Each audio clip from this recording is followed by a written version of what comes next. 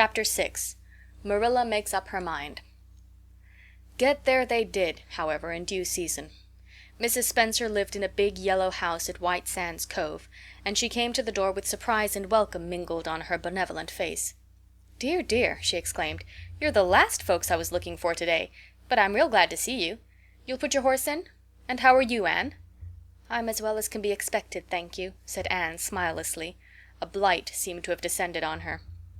"I suppose we'll stay a little while to rest the mare," said Marilla, "but I promised Matthew I'd be home early. The fact is, Mrs. Spencer, there's been a queer mistake somewhere, and I've come over to see what it is. We sent word, Matthew and I, for you to bring us a boy from the asylum. We told your brother Robert to tell you we wanted a boy 10 or 11 years old." "Marilla Cuthbert, you don't say so!" said Mrs. Spencer in distress. "Why, Robert sent down word by his daughter Nancy, and she said you wanted a girl. Didn't she, Flora Jane?" appealing to her daughter, who had come out to the steps. "She certainly did, Miss Cuthbert," corroborated Flora Jane earnestly. "I'm dreadfully sorry," said Mrs. Spencer. "It's too bad, but it certainly wasn't my fault, you see, Miss Cuthbert. I did the best I could, and I thought I was following your instructions. Nancy is a terrible flighty thing. I have often had to scold her well for her heedlessness." "It was our own fault," said Marilla resignedly.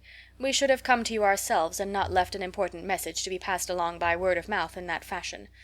Anyhow, the mistake has been made, and the only thing to do is set it right. Can we send the child back to the asylum? I suppose they'll take her back, won't they?" "I suppose so," said Mrs. Spencer thoughtfully. "But I don't think it will be necessary to send her back. Mrs. Peter Blewett was up here yesterday, and she was saying to me how much she wished she sent by me for a little girl to help her. Mrs. Peter has a large family, you know, and she finds it hard to get help. Anne will be the very girl for you. I call it positively providential." Marilla did not look as if she thought Providence had much to do with the matter. Here was an unexpectedly good chance to get this unwelcome orphan off her hands, and she did not even feel grateful for it. She knew Mrs. Peter Blewett only by sight, as a small, shrewish-faced woman without an ounce of superfluous flesh on her bones. But she had heard of her. A terrible worker and driver, Mrs. Peter was said to be, and discharged servant girls told fearsome tales of her temper and stinginess, and her family of pert, quarrelsome children. Marilla felt a qualm of conscience at the thought of handing Anne over to her tender mercies. "Well, I'll go in and we'll talk the matter over," she said. "And if there isn't Mrs. Peter coming up the lane this blessed minute!" exclaimed Mrs. Spencer, bustling her guests through the hall into the parlor, where a deadly chill struck on them as if the air had been strained so long through dark green, closely drawn blinds that it had lost every particle of warmth it had ever possessed. "That is real lucky, for we can settle the matter straight away. Take the armchair, Miss Cuthbert. Anne, you sit here on the ottoman and don't wiggle. Let me take your hats. Flora Jane, go out and put the kettle on. Good afternoon, Mrs. Blewett. We were just saying how fortunate it was you happened along. Let me introduce you two ladies. Mrs. Blewett, Miss Cuthbert. Please excuse me for just a moment. I forgot to tell Flora Jane to take the buns out of the oven." Mrs. Spencer whisked away, after pulling up the blinds. Anne, sitting mutely on the ottoman, with her hands clasped tightly in her lap, stared at Mrs. Blewett as one fascinated. Was she to be given into the keeping of this sharp-faced, sharp-eyed woman? She felt a lump coming up in her throat, and her eyes smarted painfully. She was beginning to be afraid she couldn't keep back the tears when Mrs. Spencer returned, flushed and beaming, quite capable of taking any and every difficulty, physical, mental, or spiritual, into consideration and settling it out of hand. "It seems there's been a mistake about this little girl, Mrs. Blewett," she said. "I was under the impression that Mr. and Miss Cuthbert wanted a little girl to adopt. I was certainly told so. But it seems it was a boy they wanted. So if you're still of the same mind you were yesterday, I think she'll be just the thing for you." Mrs. Blewett darted her eyes over Anne from head to foot. "How old are you, and what's your name?" she demanded. "Anne Shirley," faltered the shrinking child, not daring to make any stipulations regarding the spelling thereof. "And I'm 11 years old." "Humph! You don't look as if there was much to you, but you're wiry. I don't know but the wiry ones are the best after all. Well, if I take you, you'll have to be a good girl, you know. Good and smart and respectful. I'll expect you to earn your keep, and no mistake about that. Yes, I suppose I might as well take her off your hands, Miss Cuthbert. The baby's awful fractious, and I'm clean worn out attending to him. If you like, I can take her home right now." Marilla looked at Anne and softened at the sight of the child's pale face with its look of mute misery.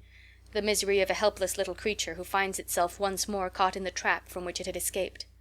Marilla felt an uncomfortable conviction that if she denied the appeal of that look, it would haunt her to her dying day.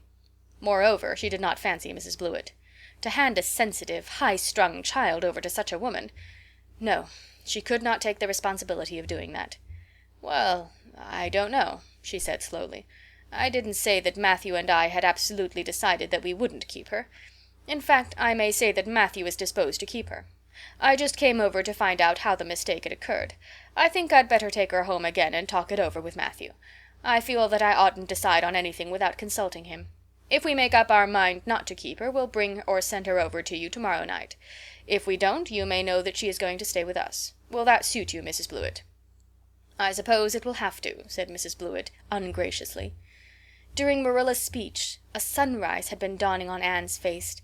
First the look of despair faded out, then came a faint flush of hope. Her eyes grew deep and bright as morning stars. The child was quite transfigured, and a moment later, when Mrs. Spencer and Mrs. Blewett went out in quest of a recipe the latter had come to borrow, she sprang up and flew across the room to Marilla.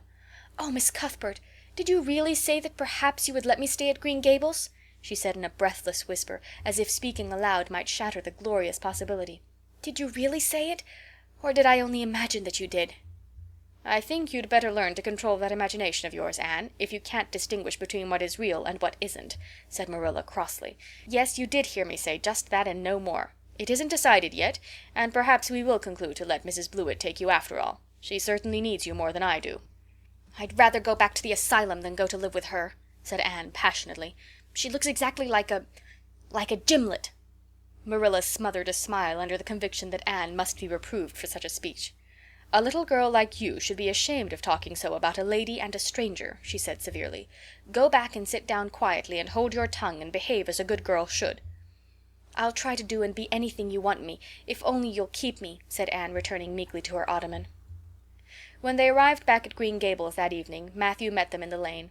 Marilla from afar had noted him prowling along it and guessed his motive. She was prepared for the relief she read in his face when he saw that she had at least brought Anne back with her. But she said nothing to him relative to the affair until they were both out in the yard behind the barn milking the cows. Then she briefly told him Anne's history and the result of the interview with Mrs. Spencer.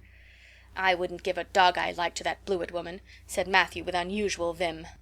"I don't fancy her style myself," admitted Marilla. "But it's that or keeping her ourselves, Matthew. And since you seem to want her, I suppose I'm willing, or have to be. I've been thinking over the idea until I've got kind of used to it. It seems a sort of duty. I've never brought up a child, especially a girl, and I dare say I'll make a terrible mess of it. But I'll do my best. So as far as I'm concerned, Matthew, she may stay." Matthew's shy face was a glow of delight. "Well now, I reckoned you'd come to see it in that light, Marilla," he said. "She's such an interesting little thing." "It'd be more to the point if you could say she was a useful little thing," retorted Marilla. "But I'll make it my business to see she's trained to be that. And mind, Matthew, you're not to go interfering with my methods.